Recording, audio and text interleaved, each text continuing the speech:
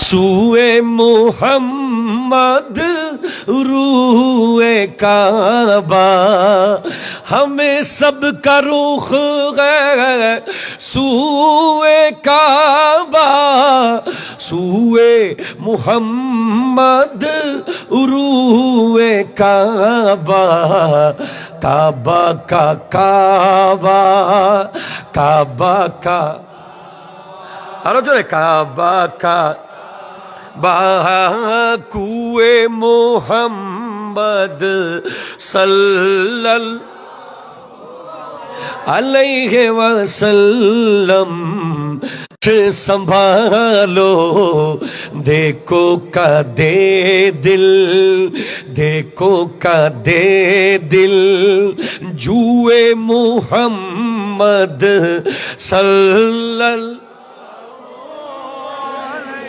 वसल्लम, आई नसीमे ऐ नसीमे कुए मुहम्मद सल्लल्लाहु, काबा हमारा कुए मोहम्मद सल्लल्लाहु अलैहि वसल्लम, কাবারো দিকে কাবা তাকিয়ে আছে মদিনার দিকে, আমরা তাকিয়ে আছি কাবারো দিকে, কাবা তাকিয়ে আছে মদিনার দিকে, হায় হায় আছে ওই, তাই পড়ো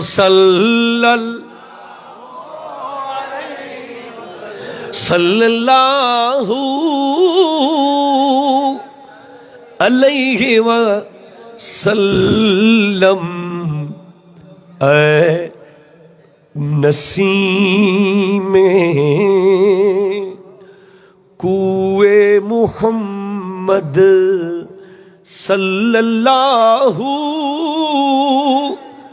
अलैहि, he is not a man, he is an, উনি কোনো সাধারণ মানুষ বা কোনো ব্যক্তি নন, উনি একটা বিশ্ববিদ্যালয়।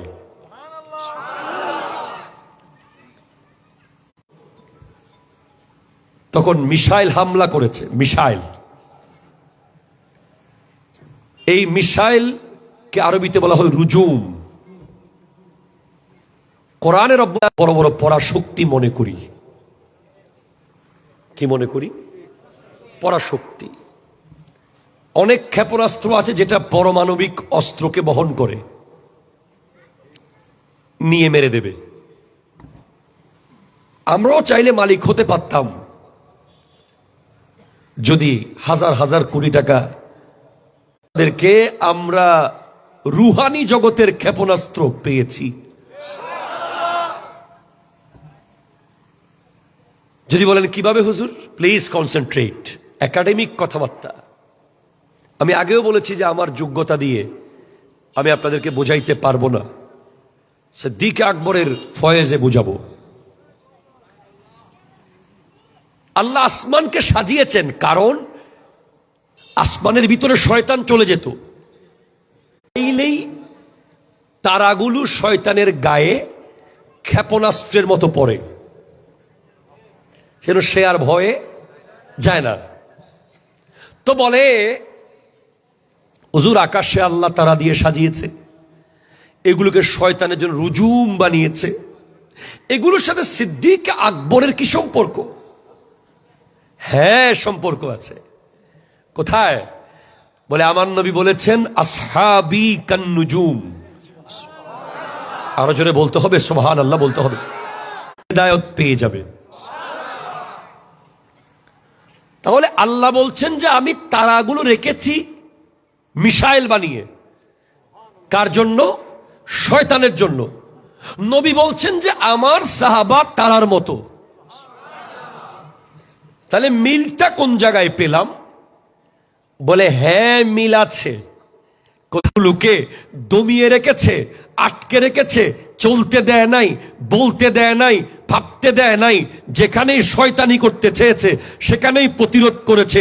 তো জমিনের মিসাইল, জমিনের ক্ষেপণাস্ত্র শয়তানের বিরুদ্ধে সবচেয়ে বড় এমন একটা ফিতনা এসেছিল আমার নবী জাহির হায়াত থেকে যাওয়ার পর।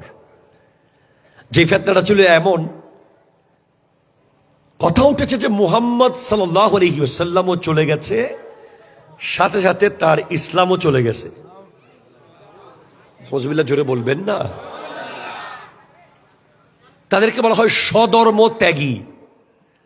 তারা মনে করেছে যে নবীর সাথে সাথে ইসলামও চলে গেছে, বলে ইসলাম ছেড়ে দাও। ইসলাম ওনার সাথে চলে গেছে। নাউজুবিল্লাহ জোরে বলেন। দলে দলে মুনাফিকরা মানুষকে এটা বুঝা, তুলাইহা সাজা। আমার নবীজির হাদিস আছে যে আমার নবী বলেছেন, সায়াতি জামানুন আলা উম্মতি, আমার উম্মতের উপর একটা জামানা আসবে, 30 জন মিথ্যাবাদী আসবে, প্রত্যেকেই নিজেকে নবী দাবি করবে, অথচ লা নবিয়্যা বাদি ওয়ালা উম্মাতা বাদা উম্মতি, আমার পরে কোন নবীও নাই, আমার উম্মতের 100% কাফের। ঠিক কিনা জোরে কথা বলেন। তবে দুঃখের বিষয়টা ওই জায়গায় ভাই, আনোয়ারা বুরুমচোরার মানুষ, আপনারা কি আমার কথা শুনতে পাচ্ছেন? আমার কিছু প্রিয় ভাইয়েরা আছে যারা মাঝার ভাঙে, আছে না? আরে আমাদের খুব প্রিয় ভাই, ওরা ওরা আমাদের অনেকের প্রিয় ভাই, আমাদের অনেকের প্রিয় ভাই, তাওহীদি জনতা ভাইয়েরা, তারা মাজার ভাঙে, বুঝলাম। আচ্ছা, কাদিয়ানি যে কাফের, এ ব্যাপারে কোনো সন্দেহ আছে? কিরে আপনারা চুপ কেন? এটা কি আনোয়ারা বুরুমচোরা? বাসকালি বাসকালি মনে হচ্ছে যে আওয়াজে। আচ্ছা, বাইনাল বাসকালি ওয়াল আনোয়ারা, বাসকালি আনোয়ারার মাঝখানে মনে হয়েছে জায়গাটা, সেজন্য একটু আওয়াজ কম বেশি হচ্ছে। আপনারা কি পুরোপুরি আনোয়ারার আওয়াজ দিবেন না বাসকালির আওয়াজ দিবেন?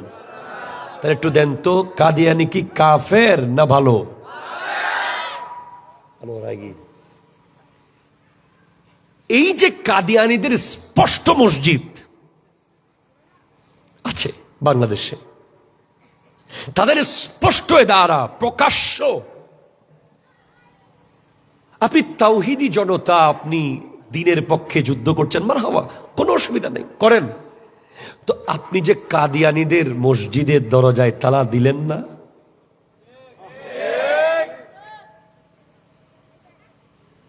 বাউলকে অ্যারেস্ট করলেন, আর যিনি স্মার্ট ডিগ্রি নিয়ে নবীর শানে বেয়াদবি করলো তাকে অ্যারেস্ট কেন করলেন না? আমার কথা যদি অযৌক্তিক হয়, আমার প্রিয় ভাইয়েরা বলুক যে আপনি ভুল কথা বলছেন। আপনি যদি তৌহিদি জনতা হন, অবশ্যই আপনাকে সেলুট জানাই, সাথে একটা রেসালত লাগিয়ে দেন, ঠিক কিনা জোরে বলেন। কিন্তু আপনি যখন সংস্কার করবেন যে আমার নবীর দামান ধরে টান দিচ্ছে, আমার নবীর খতমে নবুয়তে ভাগ বসাচ্ছে, নিজেকে নবী দাবি করছে, আমার নবীর শান ও আজমতে হাত দিচ্ছে, তার মসজিদ, তার অফিস, তার প্রোগ্রাম, তার সবকিছু ওপেন চলছে, আপনি সেই ব্যাপারে কিছু বলছেন না, কারণ বললে তো, ঠিক কিনা জোরে বলেন না। সিদ্দিক আকবর রাদিয়াল্লাহু তাআলা আনহু যদি বন্ড নবীদের বিরুদ্ধে যুদ্ধ করতে পারেন, উনি যদি হযরতে খালিদ বিন ওয়ালিদ রাদিয়াল্লাহু, তাহলে আপনি বলেন এটা রুহানি জগতের মিসাইল, ঠিক কিনা জোরে কথা বলেন। এটা নবীজির এত কাছে সোহবত প্রাপ্ত যে একটা অর্থ পাই সবার আগে, মুবকিরুন, বাকুরাতুন, এভাবে আরো অনেক শব্দ আছে। নম্বর জিজ্ঞেস করতেন আজকে মসজিদে আসার আগে কে একজন রুগী দেখে এসেছো। 3 নম্বর জিজ্ঞেস করতেন আজকে মসজিদে আসার আগে কে রোজা রেখে এসেছো। 4 নম্বর, আজকে মসজিদে আসার আগে কে একটা জানাজা পড়ে এসেছো? নিয়ে আসবো, এই কাজ করি, ঠিক কিনা জোরে বলেন তো? কিন্তু সাহাবায়ে কেরাম সেটা করতেন না, ওনারা চাইতেন যে ক্রেডিট দিতে। উনি করছে, উনি নিজে করলে বলতো না না উনি করছে উনি। যেমন আওলাদ রাসূলুল্লাহ সৈয়দ মোহাম্মদ তৈয়ব সাকিব রহমতুল্লাহ আলাইহি অনেক কারামত ঘটেছে জীবনে। কেউ যদি বলতো হুজুর ये क्या किया आपने, बच्चों को तो बचा लिया, बोले मैंने नहीं हजरात ने। तायश हुजूर केबला सब समय কোন একটা দোয়া চাইলে যদি ফলে যায়, বলে হুজুর আপনি দোয়া কিয়া কাম তো হো গয়া, বলে मैंने नहीं हजरात দুয়ারে খাবারের জন্য হাত পেতেছে, আমি আমার সন্তানের হাত থেকে খাবার নিয়ে তার হাতে দিয়ে এসেছি। বলে আসার সময় আব্দুর রহমান ইবনে আউফ রাদিয়াল্লাহু তাআলা অসুস্থ শুনেছি, আমি তাকে ঘরে গিয়ে দেখে এসেছি। বলে সেহরি কে করেছো ইয়া রাসূলুল্লাহ, আমি আসার সময় আজকে রোজা রেখে এসেছি। জানাজা কে পড়েছো ইয়া রাসূলুল্লাহ, আমি গত রাতে বহু দূরে গিয়ে একটা জানাজার নামাজও পড়ে এসেছি। আমার নবী বলছেন কেউ যদি জান্নাতি দেখতে চাও আবু বকরকে দেখো। সবার আগে ওনার অনেকগুলো স্পেশালিটি রয়েছে, তার মধ্যে একটা হলো ওনার সাথে আমার নবীর সম্পর্ক ছিল তাআল্লুকে ইশকি। একটা হলো সম্পর্ক 3 প্রকার হয়, একটা হলো তাআল্লুকে হুব্বি, একটা তাআল্লুকে ইতিকাদি, একটা তাআল্লুকে ইশকি।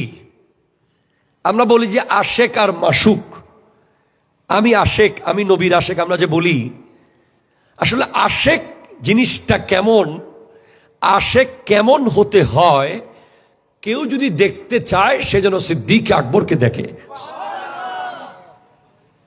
কেমন আশেক, এমন এসেছে কিতাবে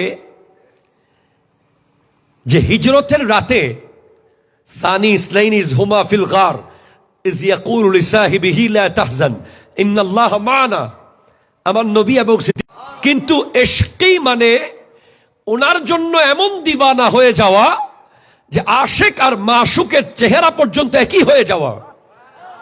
যখন ওই গর্তের ভিতরে আমার নবী সিদ্দিক আকবরের কোলে ঘুমাচ্ছিলেন, সিদ্দিক আকবর রাদিয়াল্লাহু তাআলা আমার নবীর দিকে এমন ভাবে তাকিয়েছিলেন যে বলে প্রতিদিন যখন তাকাই ওমর থাকে, উসমান যুন্নুরাইন থাকেন, মওলা আলী থাকেন, অনেকেই থাকেন, কামড় দিতেই আসে দিতেই আসে দিতেই আসে, কিন্তু উনি কোনোভাবে সাপের বিষের খেয়াল ওনার নাই, নবীর চেহারা মোবারকের দিকে তাকিয়ে আছেন। অনেক কামড়াতে কামড়াতে কামড়াতে বিষ এমন লেভেলে চলে গেছে, শুধু 1 ফোঁটা চোখের পানি নবীজির চেহারা মোবারকের মধ্যে পড়েছে, আর আমার নবী উঠে গেছেন। আবু বকর কষ্ট হচ্ছে, আমার নবী থুতু মোবারক লাগিয়ে দিয়েছেন, সাপের বিষ চলে গেছে। এরপর এর আগে কি হয়েছিল? সিদ্দিক আকবর রাদিয়াল্লাহু তাআলা আমার নবীর সাথে যখন হাঁটছেন হিজরতে, তখন একবার ডানে একবার বামে, একবার সামনে একবার পিছে, একবার ডানে একবার বামে, একবার সামনে একবার পিছে, শেষ পর্যন্ত কোলে নিয়ে ওই পাহাড়ে উঠেছেন, যেই পাহাড় দিকে আপনি তাকালে টুপি পড়ে যাবে। আমি সচক্ষে দেখে বলছি, এত উঁচু পাহাড়, কোনো রোড নাই। কতটুকু মোহাব্বত থাকলে, নবীজির প্রতি কত মায়া থাকলে যে আমার নবীকে কোলে নিয়ে সৌর পর্বতে উঠে গেছেন সিদ্দিক আকবর। শুধু উঠেন নাই, নিজের কন্যা আসমা বিনতে আবি বকরকে বলেছেন, তোর জীবন গেলে যাবে, তুই নবীজির জন্য খাবার নিয়ে চলে আসবি পাহাড়ে। হযরতে আসমা বিনতে আবি বকর সিদ্দিক আকবরের কন্যা, হযরতে আয়েশা সিদ্দিকা রাদিয়াল্লাহু তাআলা